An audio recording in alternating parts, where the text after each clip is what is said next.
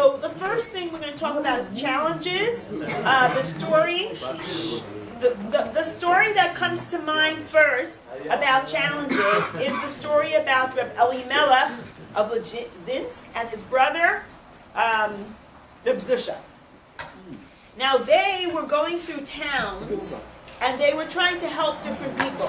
And they came to one town, and what happened was that the government somehow just threw them into prison. They mistaken them maybe for other people, or whatever it was, and they ended up in prison. And here Reb Elimelech and Reb Zusha, these holy people, are sitting in prison, and Reb Elimelech says to Reb Zusha, what does he say? What does Reb Elimelech say to Reb Zusha? He says, look in the middle over here. There is a place for people to go, a pail for people to go to the bathroom. We cannot pray here and put on tefillin in a place that has such a pail. What are we going to do? So Reb Zusha says, why should we be upset? The same way yesterday you put on tefillin and you use that connection to God, it's the same way today you'll connect to God even without the tefillin. So they both got so happy, they started to dance. So they're dancing around the pail, and all the thugs and all the people that were, robbers and murderers were in their cell, watching them dance. They go like, what, these two crazy guys, what are you dancing about? They're pointing to the pail. And they said, we're connecting to God, we're connecting to God, this is great. And they all said, if they're dancing, let's dance too, why not? So everyone started dancing in the whole jail. They're all dancing around this pail. And the warden hears the commotion.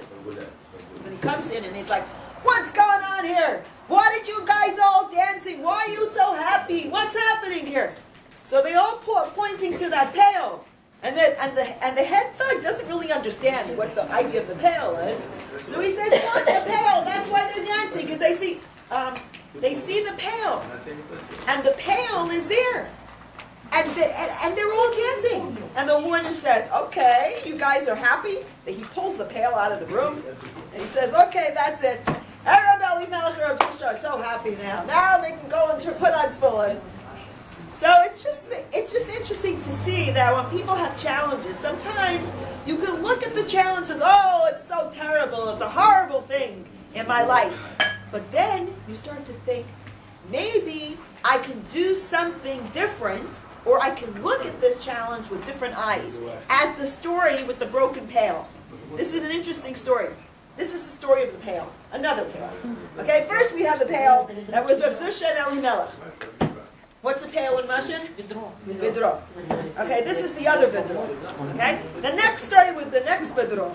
So did I say it funny? So this is the second story. Here's a water carrier. He goes up and down the mountains always carrying this water. One day, one of the pails, vidro, falls, and it cracks a little bit. Whatever, it cracked a little bit, it's a big deal. And he keeps going up and down, and as he goes up and down, what happens? The water starts spilling out because it's cracked. So the pail is so upset. He says, oh my goodness, I am not serving my master because I'm a broken pail. And he's upset.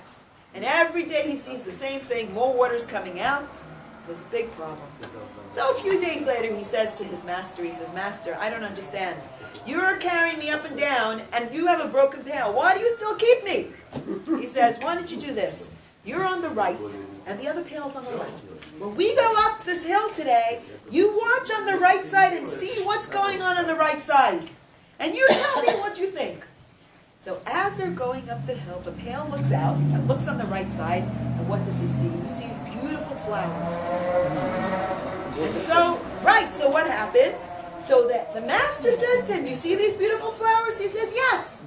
He says, why? Because you are broken. And so the water is coming out, so I decided to plant seeds. So that way, when I walk up every day, I see those beautiful flowers.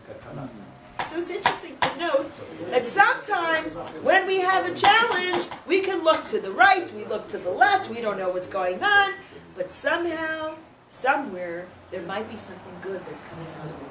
Maybe there are flowers growing somewhere. So the way to look back, if we want to look back at the first Jew, what his challenges were. The first Jew was what? He was Abraham. Abraham had many, many challenges. First of all, God told him to leave his house. Then he told him to come to a land that he'll show him. When he gets to that land, what happens? There's a famine. Again, the problem. Then, what happens after that? There's a famine. He goes down to Egypt, and his wife gets captured. So everything in Abraham's life was not very fine and dandy. It looked like, this is the Jew. This is the life of the Jew.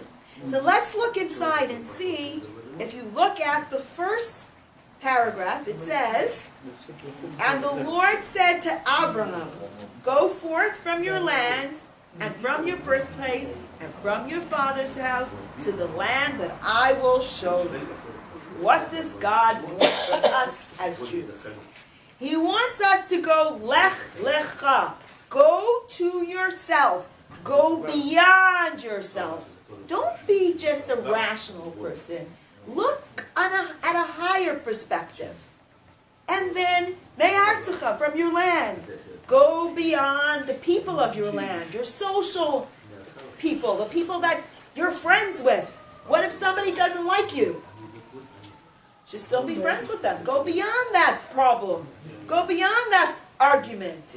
Okay, that's me'artzecha. Then, u'memolodeticha, which means from your where are we? The third one. From your birthplace. What does your birthplace mean? Go beyond your nature. Because each one of us has a different nature. Each one of us is born with a set of rules. How was Abraham born? With the set of chesed, giving, kindness. And you know what? His life was all but not kindness. Because he had a hard life. But his nature was kindness. He needed to go beyond his nature. Okay, and then go beyond. Go beyond your parents. How your parents educated you. We all have ways that our parents educate us. Right? It's what they tell us as children. And we always think that that's true. Even if it's not true. We all think that's true, and the rest of our life we keep going on and on and on about that. And we still think that whatever our parents told us is true. Because we keep telling ourselves the same thing. You're not good enough. Yes, that's what my mother said, but does that mean it's true? Not necessarily. So we have to go above that and beyond that. Okay, so we have to go beyond our entire belief system. So we have many, many challenges. Okay, we said Abraham had lots of challenges. He went to Egypt, and then what happened after that? At the end, what does he do? He had to sacrifice his son after he had a son. So all these different things that Abraham had. You see what it says in number 10, right? And there was a famine in the land, and Abraham descended to Egypt because of the famine, and it was really terrible. And then Paro's princess saw Sarah, and they praised her to Paro, and the woman was taken to the house of Paro. But what happened at the end, after he was taken to the house of Paro? He had found the water, because he found the water there to take care about the animals, sheep. The sheep. They fighting. Right, that's already, right. They divided Right. different space. Right. And finally, the growing the Jewish nation, right? They were fighting with Lot. There was two different people. The sheep of Lot, the shepherds of Lot, and the shepherds of Avram were fighting. When they separated, then they were able to do the Jewish nation. Right. From this problem came out the Jewish nation. Very good. Right. And then we see number 4, and it benefited Avram for her sake and had flocks and cattle. So what happened at the end? It came out good. Even though his wife was taken where? Taken to the house of Pharaoh. What happened at the end? He got good out of it. He had all this good stuff. What is it? It's the idea of Yerida L'Tzorach Aliyah. It's to go down for the sake of coming up. Sometimes we have to go through a difficult time so that we can get to a higher place and a better place. And then we say, okay, so that's that one. Okay. And then we say, and we also see afterwards the problems with Jacob. Jacob also had problems, right? He was going to Esau, and he had to divide to two different camps. Why did he divide two different camps? If one camp, God forbid, would disappear, the other camp would still be alive, and he knew that his people and his children will continue the Jewish nation. The Jewish nation are people who don't give up. They're always going forward. Jewish people never give up. We've been through so many Holocausts and so many difficulties in our life. Did we ever give up? Never. We never give up. So the Jewish people never give up. They continue. And they go on. So now we have a question. Okay, fine. So I understand Abraham went through this. Yes, I understand Jacob went through this. I understand these great, wonderful people went through all these problems. I understand that the previous generation, but they were such a higher level. And now, the question is, when I have a challenge, what's the first thing we usually ask? When we have our own challenge. Why me? Right? We ask, why me? The problem is with that question. It's not about why me. It's the question you should be asking is, what can I do about my problem? It's not. So, if we remember, when we have a Seder, right? There's a Seder. The Seder, in the Seder, it's called Pesach. We have something called Everybody Come to the Pesach Seder. But first we say the bread of affliction, and from that thing we say come and eat. So on one hand we say this is the bread of affliction, and the next minute we're saying come and eat. Why? Why? Why do we say this is terrible bread? This is the matzah on Pesach. We went through all this suffering. But then what do we say right after the same sentence? Everybody come to our house and eat. So what is the answer to our problems? The answer to our problem is, okay, we went through this problem. But now we have the whereabouts. And we can actually make a better life for ourselves. We can move forward and do something from our bad experiences. We can make our bad experience into a blessing, not just for ourselves, but for other people. So, people work hard, and nobody shows gratitude. What do we learn from that? What do we learn from that? When we work hard and no one shows gratitude to us, what should we do with that? No, we need to show gratitude to other people. When we see that other people don't show gratitude to us, instead of getting upset, what should we do? Show gratitude to others. So turn around and show the gratitude. This is what we learn. We learn from every person and everything that they do. So now the question is, every person has a belief system. What are your belief systems? What do you think will bring you joy? What will bring you joy? Anybody? What's going to bring you happiness? Child. A child will bring you happiness? Anybody else? Huh? Vacation. Vacation will bring you happiness? Okay. What else will bring you happiness? Do you notice that that's her belief system? Jewelry will bring you happiness? So her belief system is a child, a vacation, and what was the third thing? Jewelry. Jewelry will bring her happiness. Do you truly believe it's going to bring you happiness? No. She actually says, you know what it is? A lot of times we have belief systems that certain things are going to bring us happiness. It's interesting that we have certain experiences. Anybody else want to tell me what will bring you happiness? Learning Kabbalah. Health. Okay, she says health. Health, money, love. That you do for others. Okay. Learning Kabbalah. Learning Kabbalah. Do you notice that everybody thinks something different? Why? Because this is how we're educated. This is the lech lecha of our life, right? Go for yourself. Go to see. Go above and beyond what our parents have taught us. Our parents have taught us what? That happiness comes from? Everybody has another answer. Everyone has another answer. That is our own blueprint. When you're stressed, it comes out very easily. What? One was saying, when you feel that you found MS, truth. MS. Okay. So in other words, outside things are not really bringing you happiness. It's really the truth is really going to bring you happiness, which is like Torah. That's the truth. Things that are spiritual will bring you more happiness. Giving to others, like Vered said, is going to bring you happiness.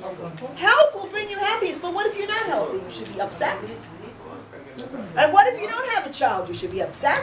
And what if you don't have jewelry? You should be upset. You see what I'm saying? This is the problem.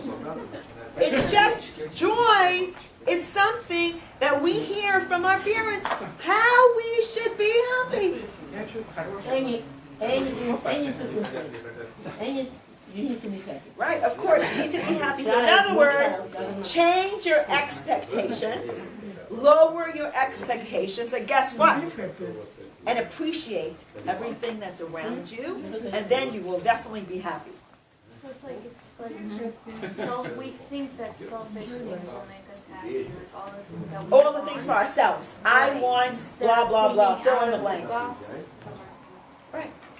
Right, which is cool, because that means that we basically, what we're doing is we're thinking within our box, meaning what we learned in our lives. So what we learned in our lives, this is what brings us happiness. It doesn't. Because physical things never bring us happiness. Because we want more and more and more. What did I see on the internet? It was Prager University. So the guy was talking and he says the best vitamin for children is vitamin N. What's vitamin N? No. No. No. Vitamin N, no. Because what happens? A child keeps wanting more and more and more, and we can't give it to them. So we need to be able to say no at a certain point. At a certain point, we need to say no. That is the vitamin N. I thought that was very, very interesting. I mean, it was a whole long thing about vitamin N. I loved it. It was great. So basically, with Judaism, we try to turn around the negative experience. So let's say if a person is abused by their parents, most likely you will abuse your children. Because that's what you learned. And that's how you learned it. But we need to learn how to turn it around and change the negative experience into a positive one. And because somebody did something to us, does not mean that we have to turn around and do something to them. In other words, your expectations is everybody has to be nice to me. It shouldn't work that way. And actually, it's interesting that the long, hard way to get to something is better. The long, hard way. If we work hard at something and we try to get to a certain point, that's the better way. So when we go through different experiences in our lives that are difficult, we will get to the place that we want to get a lot quicker. Interesting. I love this story. It's a very cute little story about a little boy that asked his father to take him to the mikveh. You know what a mikveh is, like a ritual bath? And at that time, in those days, in the old days, it was in a pond. And in the pond, the father had to break the ice, right? He had to break the ice and be able to make a little area so his son can go into the water and come out. So the son goes into the water, and what's his first impression? Ooh! Ooh! Right? He's screaming. And when he gets out, his father had already prepared lots of blankets for him and wraps him in the blankets. And what does the kid say now? I love that. So it's the best. So first we have to go through a little more difficult times, and then we get to the That was a really cute story to get through. Вы мне на немецкий номер писали, наверное. Okay, so when we look at the idea of rock climbing, to us it might, number one, it might look impossible. Get to that point. But when you do rock climbing, what do? You put your foot onto the next drop, right? You don't go too far, because if you go too far, you're going to fall down. Just the next little drop. Just really rock climbing. And the second thing we learn from rock climbing is look forward, never look back. Because when we start looking back, what happens? Oh my God, I should have done this. Oh, I should have done that. Oh no, why did I do this? We do that all the time. So rock climbing teaches us that we need to go forward. And it also teaches us take one little step at a time. If we take too much at a time, you're going to slide backwards. You're going to fall off. And that's a very interesting thing. The other thing is a storm. What do we learn from a storm? And there's the little story about the storm. Here, we're going towards the storm. And the little boy is walking in the storm, and he keeps looking up and smiling. Why does he keep looking up and smiling? Why is the little boy looking up and smiling? Anybody? No, because every time there's a lightning, he thinks God's taking his picture. Oh. So think about it. When we go through a storm, a difficult time, we have to look up and say, hey, take my picture. I'm wonderful. It's such an innocence of a child, but we need to do the same thing. So now we need to get tools for things, not to ask why. Okay, if a person loses a lot of money, you need to see, and let's say a person lives in Beverly Hills, let's say, okay? And he lost all his money. Where does he live now? In Sherman Oaks, let's say, right? Okay, fine. So what happens? He lives in Sherman Oaks and he's very upset. It's not so expensive. Not so expensive as Beverly Hills. So he comes to Sherman Oaks and he's very upset because he lost his money. But instead of being upset, what should he do? He said, you know what, God put me in Sherman Oaks. Maybe there's something I need to do here. Let me find something I need to do here. And that's why I keep laughing, because I keep saying, okay, now I move to the Fillmore, right? It's not a very good, beautiful neighborhood. But maybe because I'm neighbors with Chaya Devara, maybe I got to do, maybe Chaya Devara is coming to my house to make pluff. So it worked out well at the end. It worked out well at the end, so all the people have pluff, otherwise she would never come to my house, it's too far. So I keep with your kids, sometimes take your mail. Anyway. Like next week, when you need to take my mail, right? I have to tell you, I have to remind you. Okay. So this is very interesting, because sometimes we move to a different place and we're like upset, but we need to figure out what should we do in this place. How can we make changes? What can we do that's going to make our life better? And what can we do for other people to make their life better? So, if you accept what God does for you, guess what, guys? You're going to be happy. Right, so if we accept it, we'll be happy. So, how do we know what's the difference between a portrait and a photograph? Anybody? A portrait and a photograph. Portrait and photograph. What's the difference? The portrait is doesn't work. Right. Portrait is a lot of work, and a painting done in 5 seconds, right? What's more expensive? Photograph, not painting. I mean photograph, I'm sorry. What's more expensive? Portrait. Portrait. Yes. Photograph, right? Of course it's more expensive. And it was created by a human. What was created by the human? The portrait. And the photograph was created by the machine. Right. So it's not as valuable. So a human being and an angel. So the human being is like the portrait, and the angel is like the photograph. Why? Because the photograph is perfect. An angel is perfect. God didn't want us to come to this world as angels. He wants us to be a portrait. He wants us to be something that's important. And he wanted to be every little detail we need to work on. So that's why it's different than an angel. An angel would have been easy. Just sit up there, serve God, that's it, you're done. An easy life. So basically what we need to do is we need to turn this darkness in the world into light. This is very important. To take the darkness, it's much easier to always be in the light.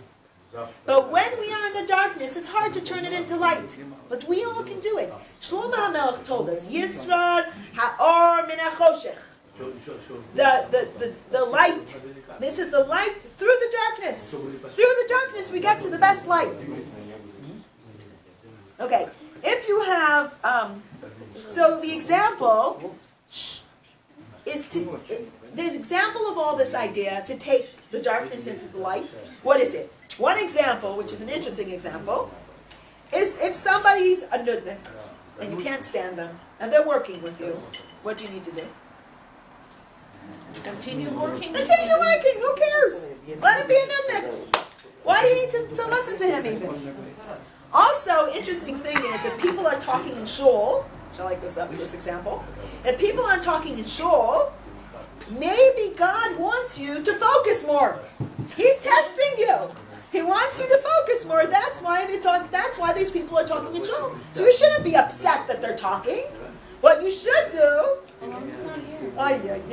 what you should do is you should focus more on your prayer. Focus more on your prayer. God wants you to focus more on your prayer. That's why He brings those ladies who love to talk to the shul. I know, we don't have a one here. Oh. Yes, please. So we must embrace pain. Suffering is a choice. Pain is not a choice. If we are in pain, we don't have a choice whether to be in pain. But we do have a choice whether to suffer. Suffering is our choice. We start suffering when we are upset at the pain. We don't have to. We don't have to suffer.